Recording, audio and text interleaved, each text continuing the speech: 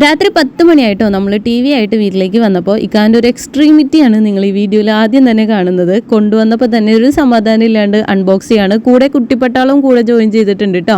അങ്ങനെ നമ്മുടെ T V പുറത്തെടുത്ത് വേഗം കാണണം എന്നുള്ളൊരു ത്വര കൊണ്ടിട്ട് ഇക്കാക്ക അത് വെക്കാനുള്ള സെറ്റപ്പൊക്കെ ചെയ്യാണ്.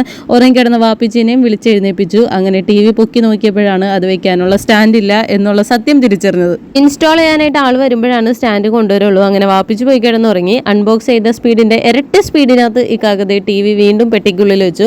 അങ്ങനെ 4ാമത്തെ ദിവസമാണ് നമുക്ക് ഇൻസ്റ്റാൾ ചെയ്യാനായിട്ട് ആൾ വന്നത്. ഓൾറെഡി ഒരു 2 ദിവസത്തെ വെയിറ്റിംഗ് അവരുടെ വർക്ക് ലോഡ് കൊണ്ട് നമ്മുടെ അടുത്ത് പറഞ്ഞിട്ടുണ്ടായിരുന്നു. പിന്നെ അതിൻ്റെ ഇടയിൽ ഒരു സൺഡേയും കൂടിയും പോയി. അങ്ങനെ 4ാമത്തെ ദിവസം ആൾ വന്നിട്ട് നമ്മുടെ ടി വി ഇൻസ്റ്റാൾ ചെയ്തു. വെൽക്കം മെസ്സേജൊക്കെ വന്നു. അപ്പോൾ ഇക്കാകെ ഹയാസോ ആ സമയത്ത് ഉണ്ടായിരുന്നില്ല കേട്ടോ. ഇക്കാക വന്ന സമയത്ത് നമ്മളുടെ വീഡിയോസ് ടി വിയിൽ കാണാണ് എത്രത്തോളം ക്ലാരിറ്റി ഉണ്ട് എന്നൊക്കെ അറിയാനായിട്ട്. അപ്പോൾ നമ്മുടെ വീഡിയോ ഇഷ്ടമായാലും ചാനൽ സബ്സ്ക്രൈബ് ചെയ്ത് സപ്പോർട്ട് ചെയ്യുക, ലൈക്ക് ചെയ്യുക, അഭിപ്രായം കമൻറ്റ് ചെയ്യുക. അടുത്ത വീഡിയോ കാണാൻ tata bye bye, see U.